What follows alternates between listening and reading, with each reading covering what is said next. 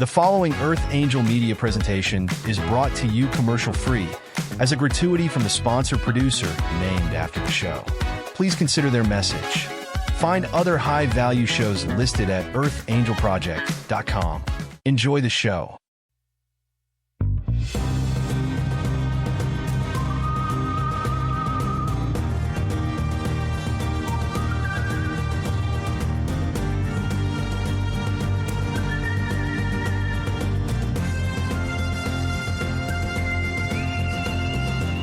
Welcome to Soul Decodes.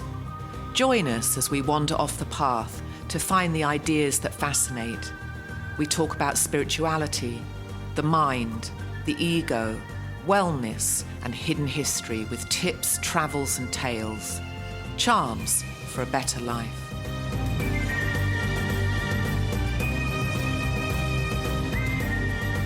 Hello, everybody, and welcome back. This is our real holiday special. My name is Dr. Jolie Phillips. I'm with Sarah Tirri, and we had a false start on our holiday special. I got sidetracked. My attention got pulled away from the drones. Mine gets pulled away from me, and it's me doing it. So you're listening to Soul Decodes. If you want to listen to us on different places, you can go to souldecodes.com. There's a menu item that says Listen, and you can find out all the places you can hear our show. But Sarah, welcome back. And it's getting to be an exciting time. We have the holidays. I love it. The holidays are here. The holidays are here. Right. What does that mean to you, the holidays are here? I'm not sure what it means. I have some ideas. So I'll start, yes. Well, for me, it induces a very childlike state. Yeah. It's excitement, expectation. I'm quite a materialist, so I love giving gifts and receiving gifts. I'm a hedonist, so having too much sherry at Christmas is very appealing. I love Christmas trees and Christmas lights. I can stare at a Christmas tree, a well-decorated Christmas tree for an hour. I love holiday music. It's just this massive childlike experience that I get year after year, and I'm 57. And it started in my childhood. So one of the things, I've written some notes. So Christmas is loved as a result of cultural conditioning. So I've been conditioned to feel like this as a result of what I was told about Christmas as a kid. And it was better everything than normal. Better food, better TV shows. You got time away from school. You got gifts. Everyone was in a good mood. And that was what my experience was. And then on top of that, we have this fantasy of Santa Claus. And it was funny because I was at your house last weekend and Robin and I were talking about Santa Claus and how my eldest son was 12 when he first realised it wasn't real, which was pretty old. And I had this big thing about wanting him to experience Santa Claus as being real. Now, I just went along with that because I thought that's what I wanted to do. But it's kind of fucked up in a way because you're asking a child to believe in something and then you put the brakes, or they find out from their classmates and then they question you, is Santa Claus real? No, darling, he's a hoax, but I thought it was fun for 12 years. But then you've lied to your child. And we've done the same thing with the Easter Bunny.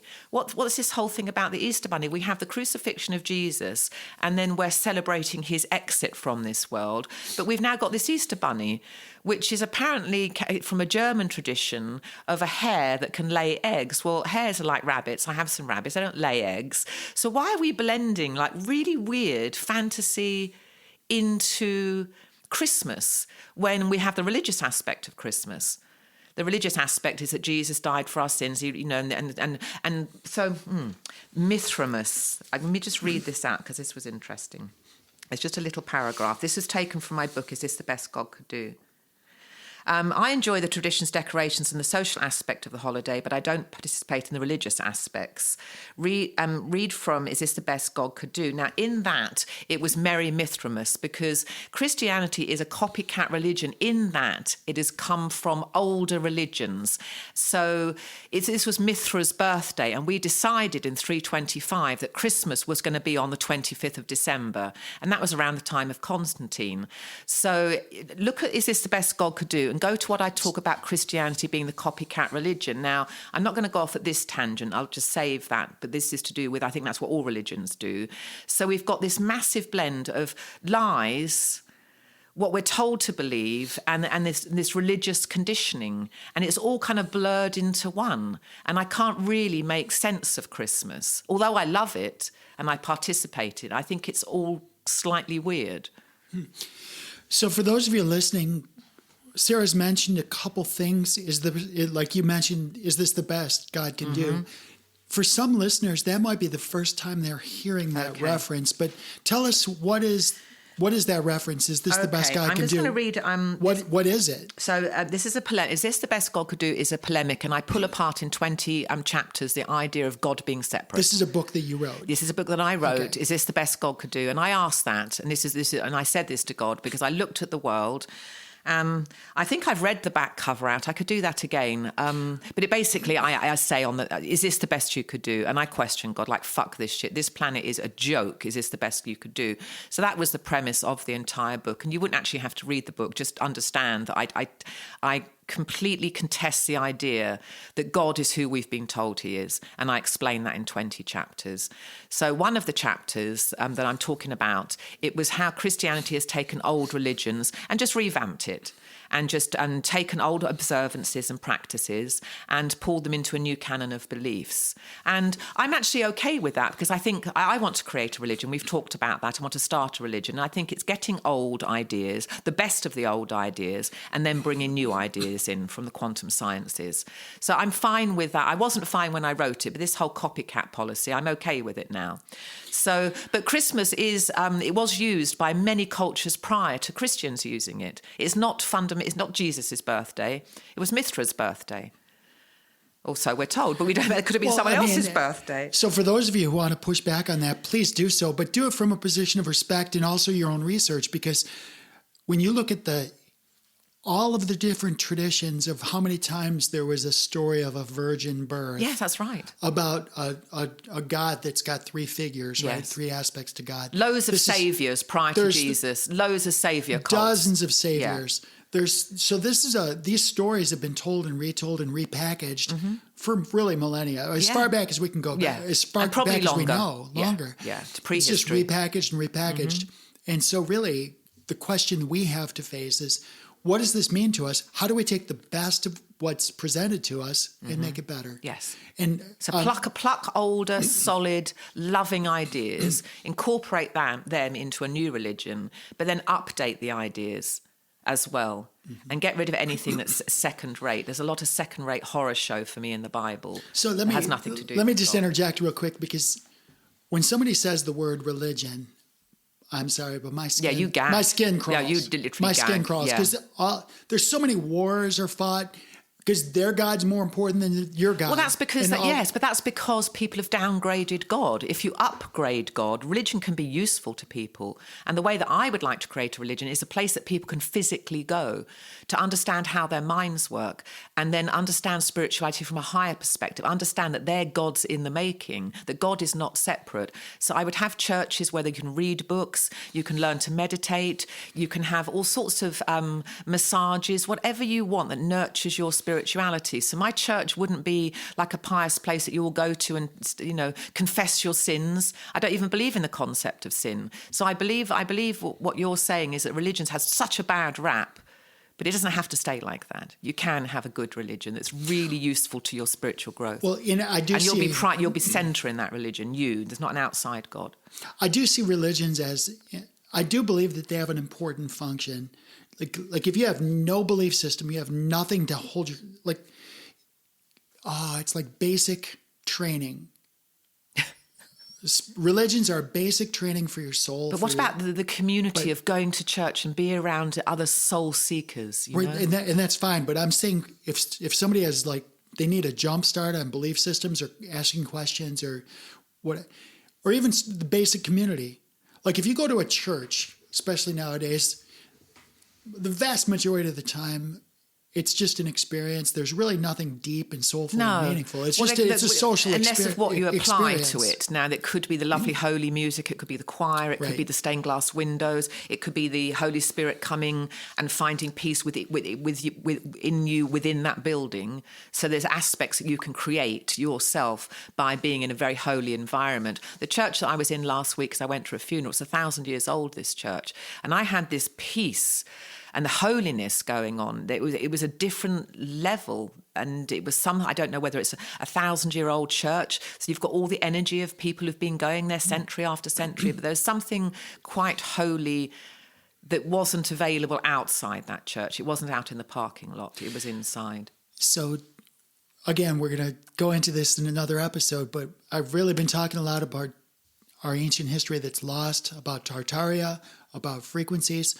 But when you look at the stained glass windows of those ancient churches, you look at the shapes and when you look at the diagram of the circle of the stained glass windows, and then you make holy frequencies. You take sacred frequencies on water. They make the same pattern. That's right. We've talked about those this. patterns. Yes, that was an interesting one. So when you look at those patterns, the sacred geometry, they actually represent much more to you, because we tend to do religion up in our brain, up in our cerebrum here.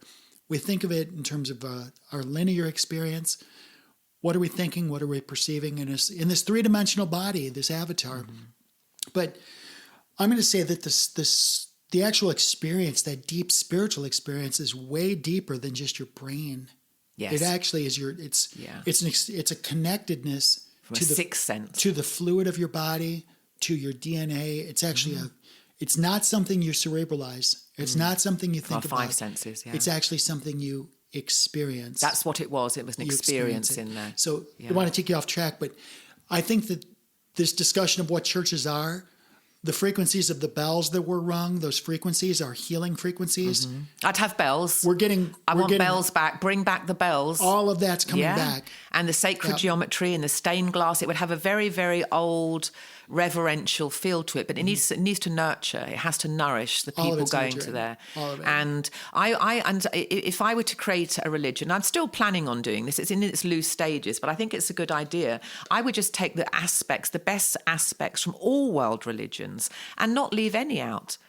So we can do Islam, we can do Christianity, we can do Judaism, we can do Hinduism, Buddhism, Jainism, we can do all the Native American traditions. Atheism. So the whole thing. Atheism, just on a secular perspective. Humanism. And just bring all these ideas together. And it's not your ideas wrong, it's an amalgamation of good ideas and flush out the crappy ideas. Fair. And so the church would represent a whole body of thought throughout history and bringing in the quantum sciences in. It's very important that we merge spirituality with science, and we're understanding that to some degree we're in a matrix here. I like it. I want to go to your church. Oh, you can definitely. I went to a church when I was in West Palm Beach. It was a universal Unitarian church, and the people there were beautiful, but they biased themselves, like they fancied themselves on being open and accepting to all people of all faiths and all this stuff, which is great on paper, but when you get there, and if you didn't buy into their narrative, which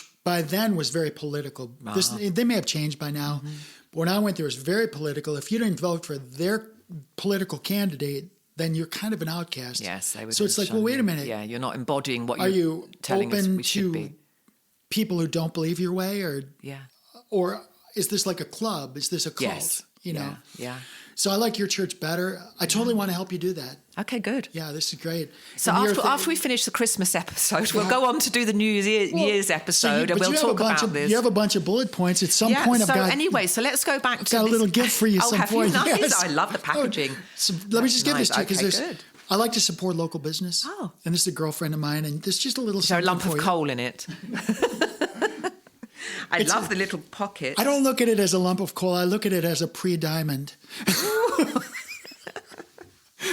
So it's just a little something. I just like to support local business, and it's what is it? Her business card's in there. What is this? A room spray? Well, you have to read the label and stuff. No, I haven't got my glasses. Okay. Oh, it's oil. It's an insecticide. Don't breathe it. No, don't breathe it. No, No. What a witch. Lovely. Thank you. If I collapse, I'll tell you where my stash of money is and you can go and get it. Sarah, if I don't bust on you, who's going to? So anyway, that's beautiful. It's very lovely smelling. It's going to work on your cannabinoid system. There's some... it's got some eucalyptus and lavender. You can read the label once you have your glasses. It's very nice. It feels very silky. Yeah. And also, before we leave, on my back porch, I've got a whole bunch of plants. You wanted some of those plants that climb up the trees? Yes, the vines. The monsteras. Yeah. I've got like 7 or 8 different varieties. Oh, lovely. I want to plant them up my oak tree. I want to propagate. If you pick one of them, I mean, there's a few of them are ready to go. I can give them right now. Can I just stick them straight into the ground? Yeah, I'd probably wait till after make sure there's no frost. So just keep them in water, keep their roots. Well, barely even water. They require almost nothing. Just like me. Just like me too. So yeah. Like you don't need nothing, right? So, but just go. We're gonna have you pick 1 or 2. Pick some of your favorites. Oh, thank you. And then they'll just start growing up your trees. And then every Christmas, I'll think, it's about 3 feet bigger. Right. They're just going to be growing. Oh no, it's going to grow faster than. I've seen them on Lakeshore. Oh, really? Oh yeah, because the oak tree is very slow to grow. I've seen them on Lakeshore Drive, and they're just massive. And then they're called Fatsia japonica. Is there? I guess that sounds Latin, doesn't it? Listen to you and your big words. I know, and it's just got massive grey, and they're variegated, which means they're green and white, and they just grow up the oak trees, and they're just unbelievable. Well, I don't have any of those. Isn't that what you're talking about? Well, you have to see. They're called monsteras, and they're the classic. The shape, when you think of tropical vines, that heart shape. Tropical vine. Yeah, I think we might. This one's not pear shaped. It's more. It's got almost like a fig leaf shape. I've got different shapes and sizes. Some of them are have holes in them, like Swiss cheese. Oh yes.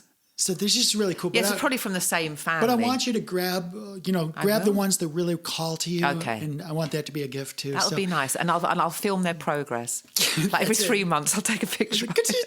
This when she was just a baby. I talked to this one. It's grown more. I didn't talk to that one. I didn't give that any attention, and it's small and withered. And the one that I nurtured is really, really big. I get a science experiment. So you have a lot of bullet points. Yes, I do. So you're always taking me off point. Yes. So let me. That's good. You owe it to me. Okay. So this whole thing of mixing up this fantasy and reality, and I don't understand the human need to do that, yet I participated in doing that. Why was it important that I talked to my children about this fictitious thing called Santa Claus, and then they're also trying to understand it through a religious perspective? And we've got stories and fantasy amalgamated with some historical truth maybe, but some religious connotations of what God is, and it's just a weird blend for me. And I don't understand why we do it. Well, I love what you're doing because you're asking questions, and you keep asking me questions. When I bring stuff up that's kind of out there, you're like, why is that important? But I think it's important that we ask those questions because what if the things we're doing are sorcery or witchcraft, or what if they're keeping us in this certain spot that's keeping us from developing? Like, it's really important that we question these things. So do you think it's not that great that we're bringing these horrendous fairy tales as if they're real? Now, my grandfather, when I was a kid, this was going on when I was a kid. He was in his 60s at the time. He's a very lithe, skinny guy. And my grandparents lived in this big old farmhouse. And there were my cousins and my uncles and aunts. Now, they were the similar age, so it was like brothers and sisters. It wasn't like aunt and niece. So we're all these young children, and we came outside. It had been snowing. My grandfather had climbed up on the roof, and he'd left massive boot tracks going up to the chimney. And we're all like, Jesus Christ, Santa Claus is real. He was here last night. And we're all just talking about it. So my grandfather is up there in the middle of the night walking on a roof to let us know that Santa Claus has arrived and gone down the chimney. And I still can't make any sense of it. Yet I was doing the same thing. I got rabbit poop once, and I smushed it together in my hand to make reindeer poop so I could show my kids that reindeers actually came to the house. It's like, why? I know, it's kind of messed up, isn't it? And I'm like, what was I even thinking? So Robin and I it was benevolent. I mean, it was definitely love and humour, and they were really into it, but I still can't, I'm just trying to work that out now. What the fuck was I doing? Well, I think we do ourselves a disservice with children, because I think instead of telling them what we think we know, we should be asking toddlers, 2-year-olds, 3-year-olds, 4-year-olds, because they're new arrivals to this space. Yeah. we should be asking them what their experiences were, what they perceive, what they're imagining. Let them tell us. I think we're going to get a truer sense of our world around us by asking them in their wrongness. Now they don't have complicated There's no ego bias. structures. There's no bias. Well, they're pure. Well, and then we start building our egos from what maybe age 6 onwards, maybe a little earlier. Well, but they're pure. So you're asking a pure soul to communicate whatever it is that they're thinking about without these ego structures that we're going to grow with. So one of the books I've read, like, it didn't have pictures, but I still read it. And it was called Soul Survivor. Soul Survivor. And it was appealing to me because I'm an aviator. And this was the supposed reincarnation of a World War II pilot. And this little boy was born, and he was having these tantrums in his crib, and he wasn't able to speak. And he was, the mom was they were Baptist, mom and dad were Baptist, and they're like, this boy's possessed. And they had all these, they had this belief system, this archetype that says, this child's possessed, there's a demon, there's an emotional problem, there's whatever, he's in pain, whatever. I don't want to spoil the book. Actually, I will spoil the book because the book is not well written, but the story is amazing. The idea is compelling. The story is compelling. The punchline is this little boy grows up, and as he's learning to color, he's got his little crayons, his piece of paper, and he's coloring pictures of an airplane that's crashing, and the tail's on fire. And there's another airplane with a Japanese zero on it, right? This child has never been exposed to war, never been exposed to Japanese. They don't know what the rising sun is, but so then as the child grows up, he's in his crib, and when he wakes up, he's saying things like, save little man, God, right? So terrifying for him. So he's come into this earth space, and he's realizing something that happened previously. Yeah. As he gets older, and again, I'm skipping a bunch of stuff. Yeah, but the problem you have with this, with Christianity, I always thought that I just had one life. If you had a belief system, the parents, so if that had been my son and he was talking to me about this and all this stuff about a previous life, I would have actually been able to be of some help because I do believe that my children have lived prior to this lifetime and me. So my belief system would have been useful to allow him to express himself, and then you could have probably concluded with your child, you're remembering something from a previous life, and this is your new life. But when you believe that you only have one life, then the parents are just going to think, well, nothing came before, there was no previous experience, so they're just going to see this child is having nightmares, bringing something up from a dream state, and there's no clarity about that because your belief system is so smushed down. Well, you're going to love this because the mom and the dad really had a problem with this because they were very entrenched in their religion. But the mom said, wait a minute, there's something here. Just like you're saying, wait a minute, there's something here.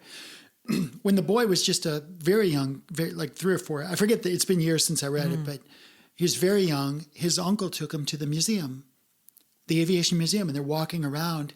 And the curator is looking at this young boy, and he was walking around an F4U Corsair II. It's got the inverted Gulf wings. It was a World War a pursuit plane, a fighter plane in World War II. And this young boy, his name was James, walked around the airplane and did a perfect pre-flight. In fact, the curator of the museum went to the uncle and said, I am so impressed you taught this young man how to do a pre-flight on an F4U. This is amazing. And the uncle's like, I don't even know what you're talking about. I get this kid just did it. But James used to sit down in his car seat and literally pull the straps over, and he did like a 5-point check and check for his mask. I mean, he was doing the muscle memory stuff in his car seat. Fast forward, the dad was beside himself. He's like, this is no way this is happening. So he says, we're going to solve this once and for all. So he took the child to a World War II, like they're all 80 plus years old, right? There's a World War II reunion, like a squadron reunion. The boy, James, walks up to one of the old ladies, recognized her, knew her name, knew her husband and recounted a time when she and her husband were out with him and his former wife. They did a double date, and he recounted with this girl the details of the date. Yeah. So these are things that... I wonder if that's going to be... He sounds very advanced to be able to amalgamate 2 lifetimes. I don't have any memory of a previous life at all, none at all.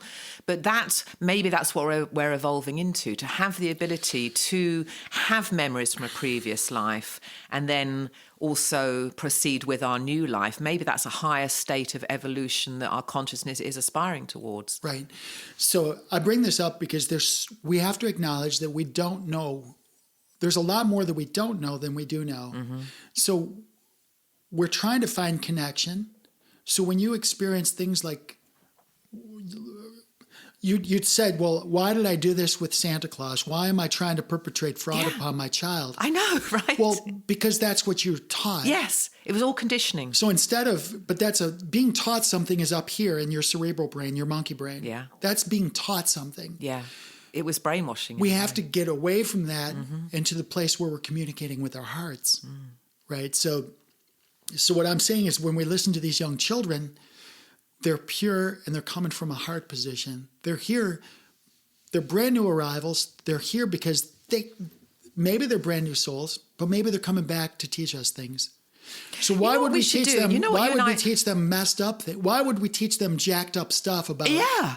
Why do we nonsense teach this stuff this and the Easter Bunny? Right. That now we and what it's but I look back with fondness. I look back and it was beautiful, and there were beautiful connected moments. We're all living in this fantasy realm, so it's nothing. I don't regret it.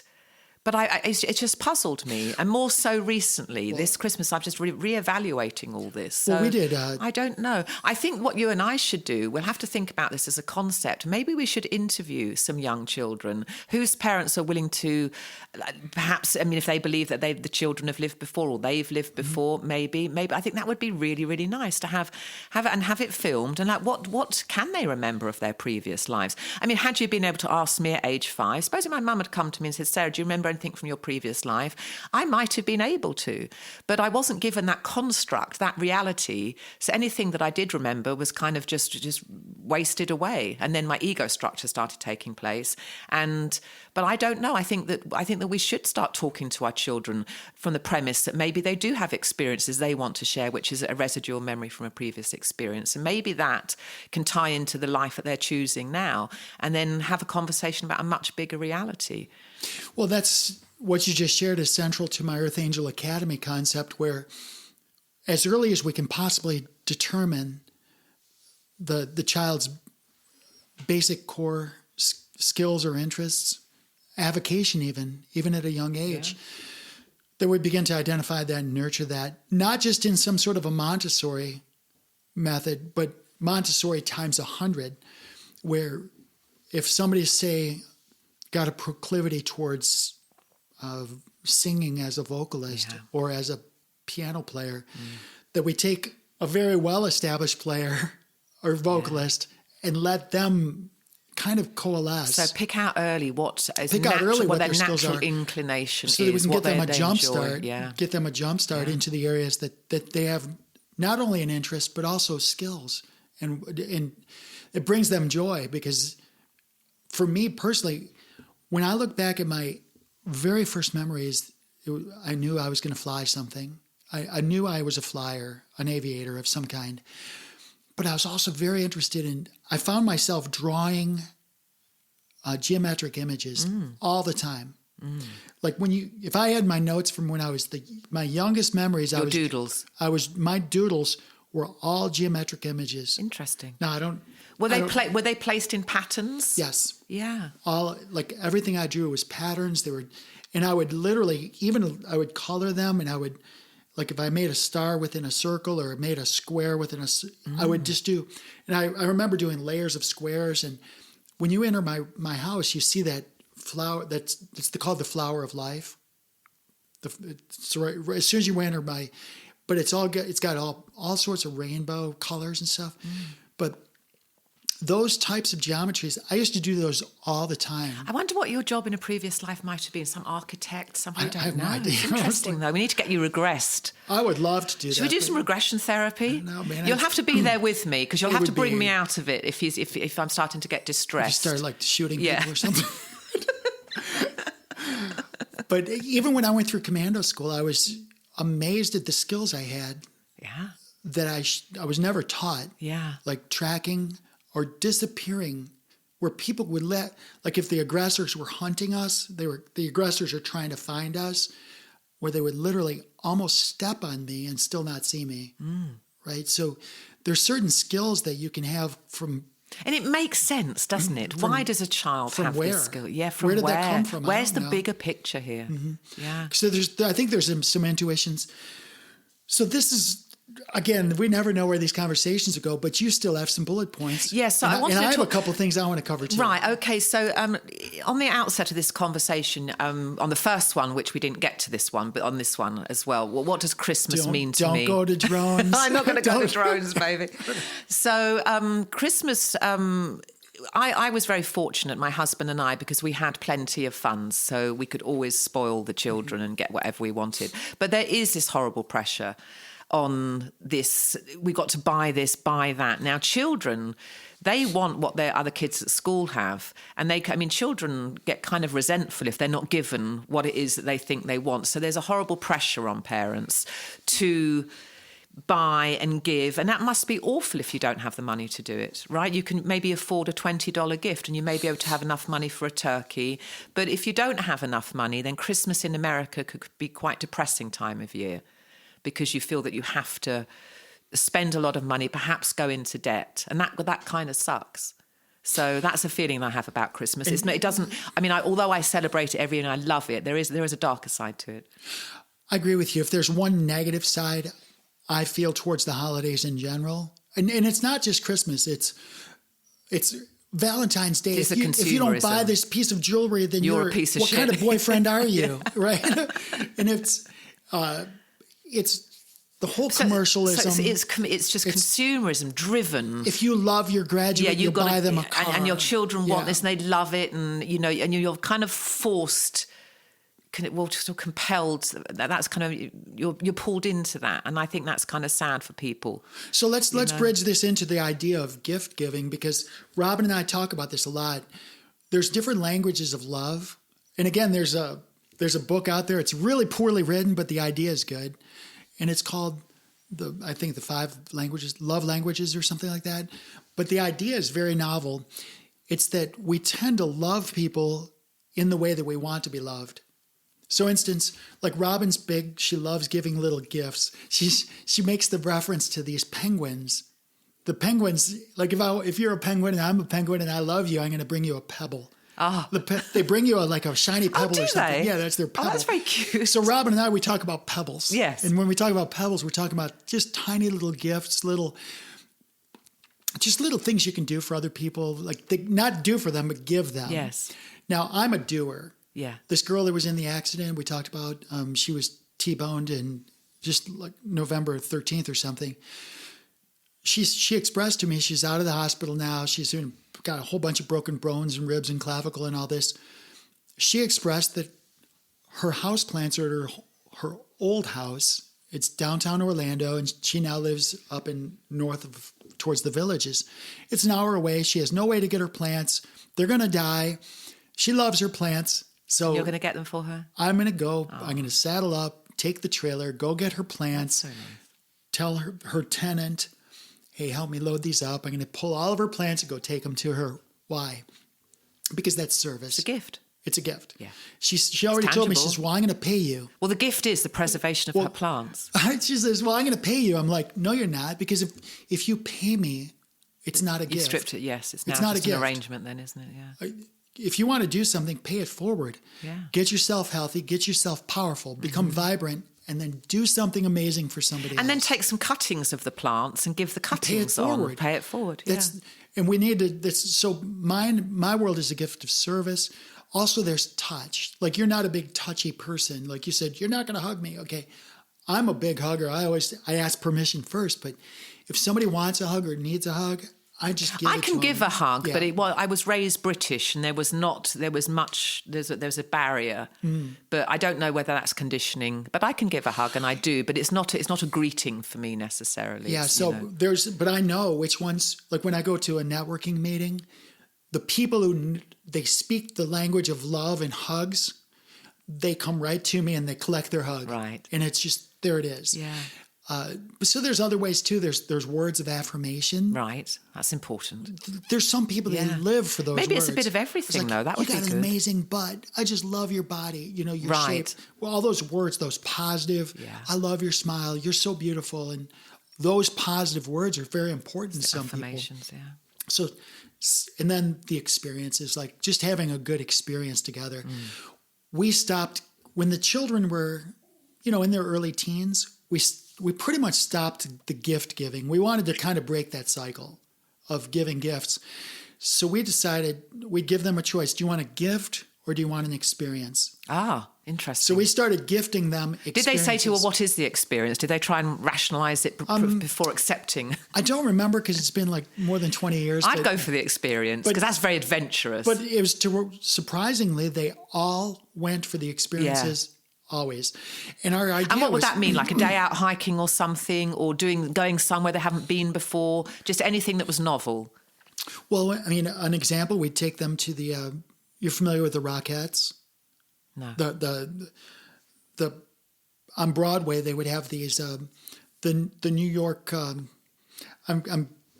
So the Rockettes, they're the ones that have legs like yours and they do the dancing and the high kicks and it's all a musical and it's Christmas and it's holiday and snowflakes. It's like a Broadway show. It's the Radio City Rockettes. Right. And they would tour to major cities and we'd go see them.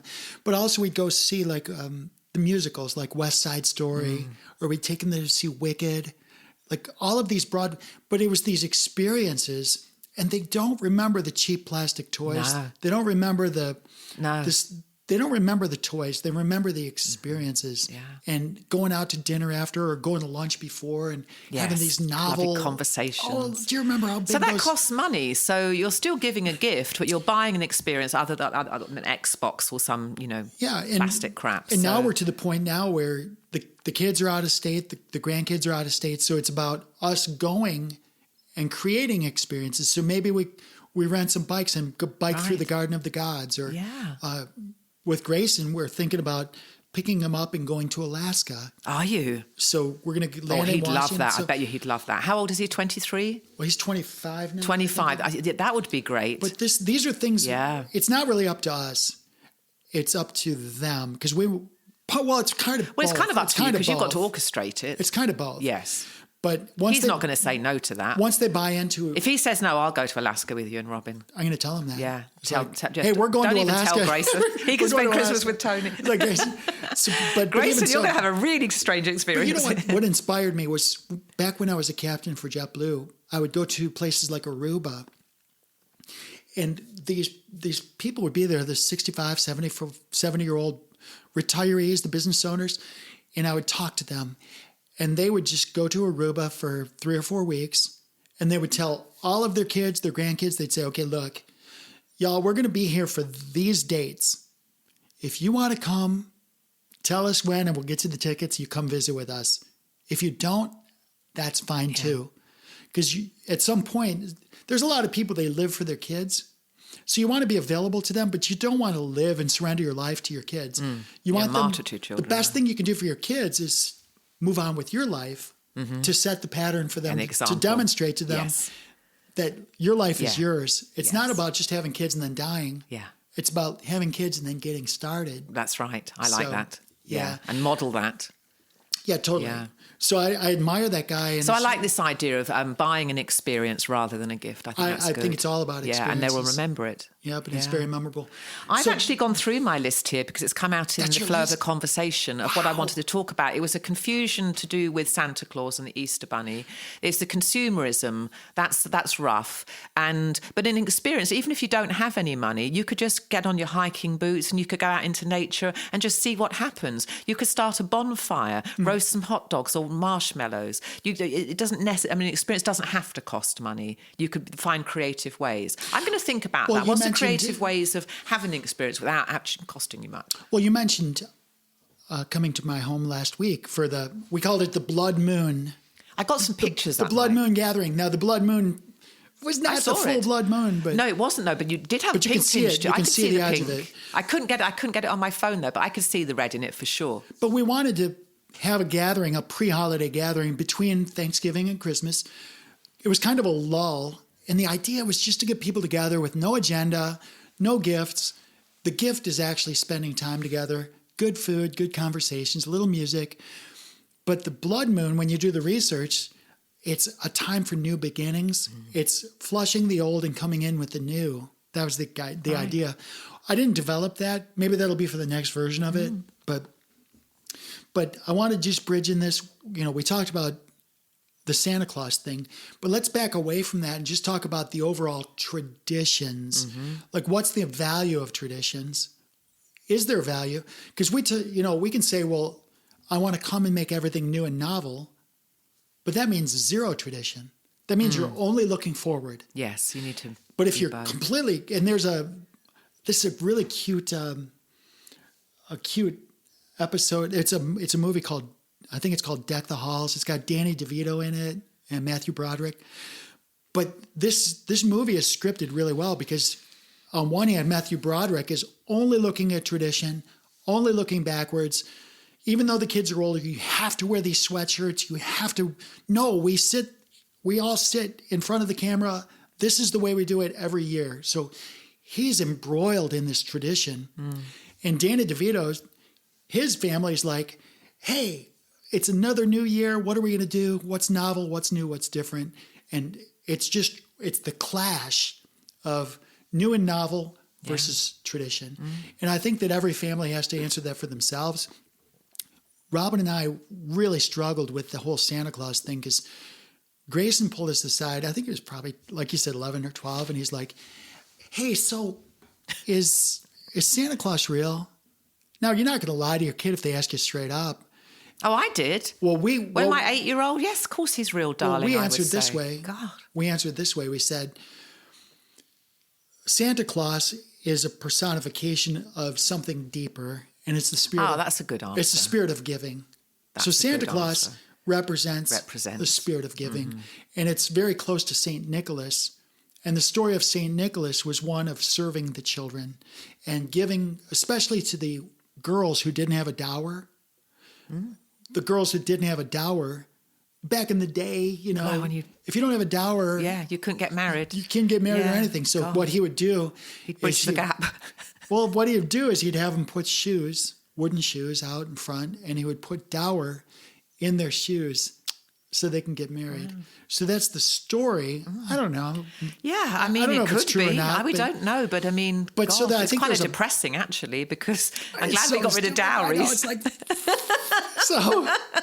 so I think we need to balance tradition with the novelty and the excitement. Yes. So there's seasons for everything. Yeah. Gift giving, we talked about gift. You can gift events. We can do different things. Yeah. We talked about gift traditions. Experiences, yeah. The one thing that we haven't talked about is greetings. Like here in America, a lot of people are like, Merry Christmas, all that stuff. But that doesn't mean anything to somebody that's not Christian, right? Mm. So we hear people say Happy Holidays. And on social media, there's all sorts of people. Like it's like, oh, Jesus is the reason for the season. Well, it's your reason for the season, but there's other people have different reasons. That have different reasons. So what is your experience? To their own, then. Like, how do you greet people during the holiday seasons? How do you greet them? Ho, ho, ho. Or if they greet you. Okay, so you're commercial Santa Claus all the way.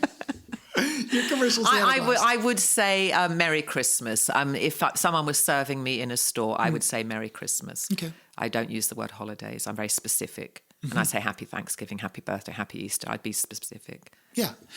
And if you were to say that to me, if you were to say Merry Christmas to me, I would respond to you with Merry Christmas. Right. Because that's your greeting. Mm. That's your salutation to me. That's your term of love towards me. And I would say that back to you. Now, if you said to me, Happy Kwanzaa, I would respond to you with thank you. Happy Kwanzaa to you too. Yeah. Because that's my acknowledgement. You're giving me a beautiful greeting. I've acknowledged that that's your way of greeting me, Right, so I'm going to okay. respond back. So, yes, that's nice. If you just said generically, happy holidays, I'm going to thank you and say, thank you so much. Happy holidays to you too. And what would you do if someone said to you, I hate Christmas. Christmas sucks. Hello anyway. I'd say, well, actually, I've never had that. But let's role play that. I always say, thank you. Happy holiday to you. No. I would say, it sounds like you've had some bad experiences. Yes, can I help you with those? Yeah. Well, no, but you asked me what I would do, and I would say, gosh, The Grinch. I hate Christmas. I mean, some people just cannot stand it. They think it's just a horrible waste of... I mean, I don't meet too many people like that, but I have done, and they can't stand it. They just see the whole thing as just a facade of bullshit. I'm actually pretty close to that, truthfully. You? I'm Yeah. pretty close to that, because mostly it's the commercialism.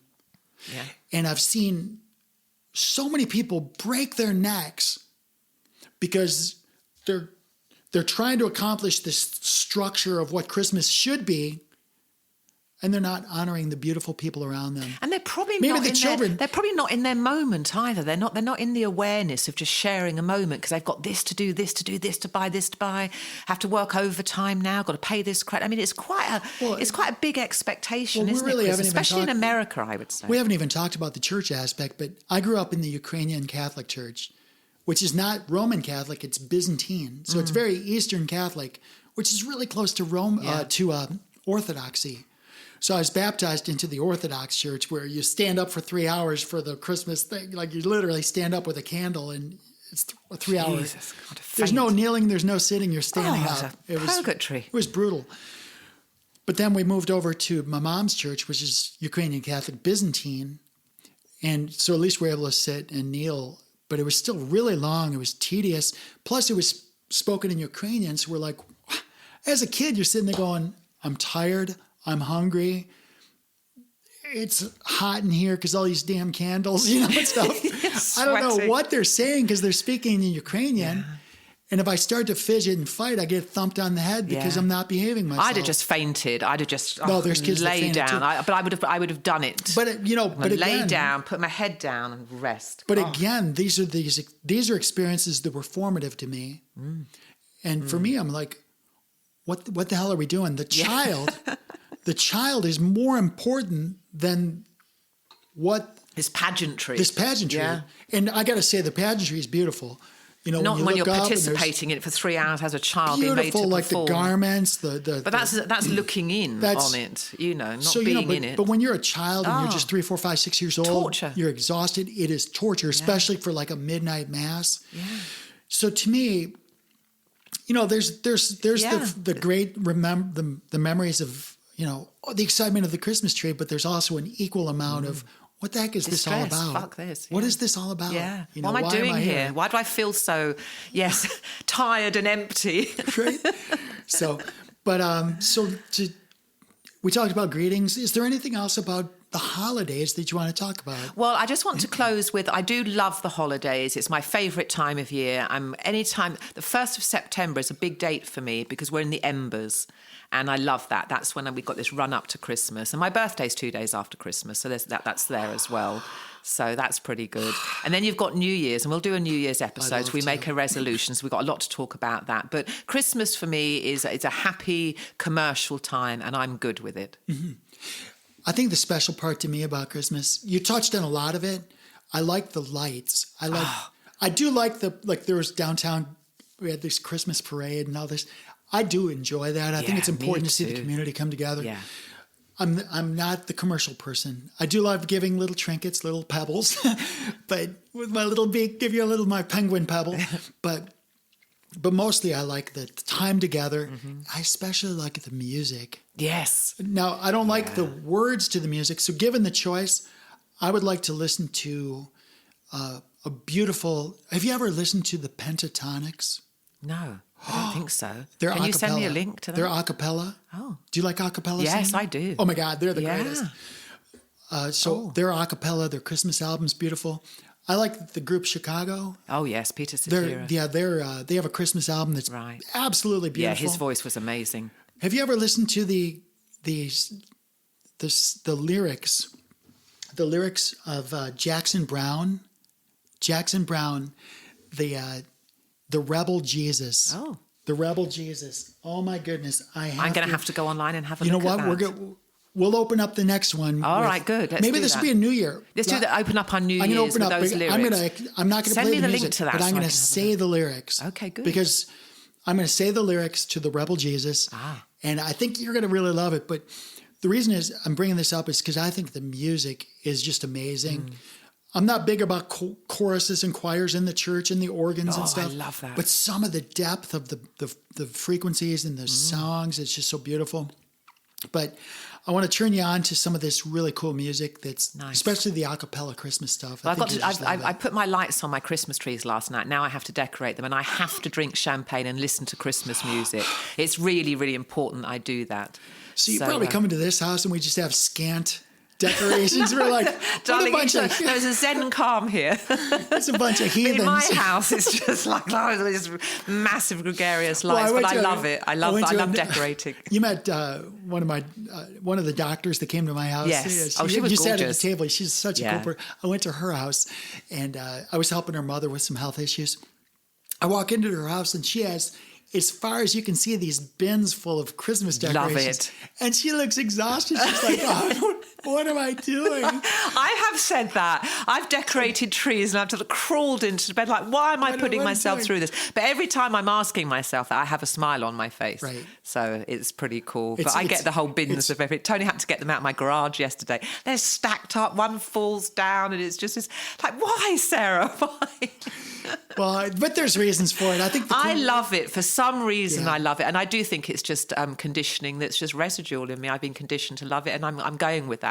I'm not going to try and break free from it. I think you're going to be good for Robin because both of us, this is a good episode because there's so many people, so many families struggle with this. Where do I find the balance between the tradition and what's new and novel? And as the kids get older, shouldn't Christmas change as they get older? Maybe we do gifts. Maybe we do events. Yeah. You know? So I think that, and what happens when you're empty nesters? Like Christmas can change depending on what your needs are, right? Just revitalize it when something new is necessary. Right. Yeah. Instead of 12 days of Christmas next year, I'm going to do the 365 days of Christmas. Every day. I love that. Christmas, it should be. Actually, that's a great, that's a good spiritual insight. Every day you could celebrate. Every day is Christmas. Yeah. Every day is a celebration. It's your gratitude. So. Yeah. Great. Well, take us out. Anything else? No, I'm exhausted now. Oh, girlfriend. Yeah. Right. I want to, we'll do the New Year's one, and then I want to talk about my trip to England recently. So we'll make that maybe the first week in January. It's your show. I'm just baggage. So yeah, and I've been to England 3 times and I'm kind of jet lagged. Okay. And I've got to go back and do my trees, and I'm going to have a nap. And then I want to listen to the Christmas songs that you're going to send me the link to. Excellent. And I had a lovely time today. It was great. Thank you, Sarah. And for those of you listening, this is Soul Decodes. Please share with other people. We're getting some good followings. We're like... Love it. Like a dozen countries now. Stay with us, babies. Stay with us. Share with everybody. Yeah. But most of all, understand that Sarah and I love you all deeply. And whatever you're going through, whether it's good or bad, or if you're lonely, understand that it's a season of your life, that everything's transient, and it's going to get better. And it's all about the experience. So just embrace the season. Take the goodness that it offers. If it's not a whole bunch of goodness, let's make a decision to make next year better. Let's make this the best year of your life, and it starts right now. Amen. Right. I love that. That's really, really good. Sounds good. Talk to you next week. All right. Bye, darling.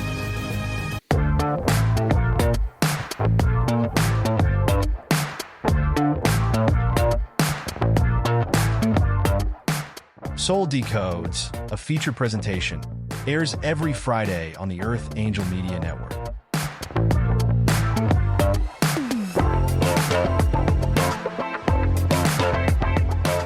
This episode of Soul Decodes is sponsored and produced by Live Pure.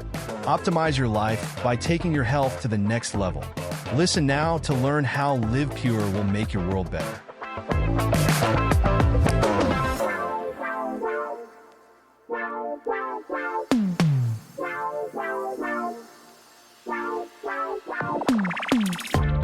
Live Pure is an American-based distribution system of online portals that give discounted access to clean, potent, natural, and ethically sourced healthy solutions for fat loss, muscle gain, immaculate skin care, immune system support, whole body cleanse, physiological balance, and performance support for athletes of all ages. Live Pure handpicks the best products and nutrients from world-class companies, always adding to their quickly growing wellness lineup that now includes Korean skincare, medical-grade nutraceuticals listed as pharmaceutical alternatives in the physician's desk reference, and healthy coffee that rivals the world's best, but for only about $1 per cup. Soul Decodes listeners looking for vitality, youth, beauty, and better health can get 25% off retail by visiting livepure.com/Sarah Tirri and signing up for free as a preferred customer. If you are a content creator, influencer, or home-based entrepreneur looking for worldwide cash flows from the emerging gig economy, Live Pure's state-of-the-industry brand partner affiliate program can bring you up to 7 different payment vectors as bonuses. As a content creator aligned with Live Pure and Earth Angel Media, you will enjoy massive co-marketing benefits, including a cutting-edge website that is personally branded to you or to your business. Sign up as a brand partner at livepure.com/Sarah Tirri, or drop us a note at connect@earthangelproject.com to get more information.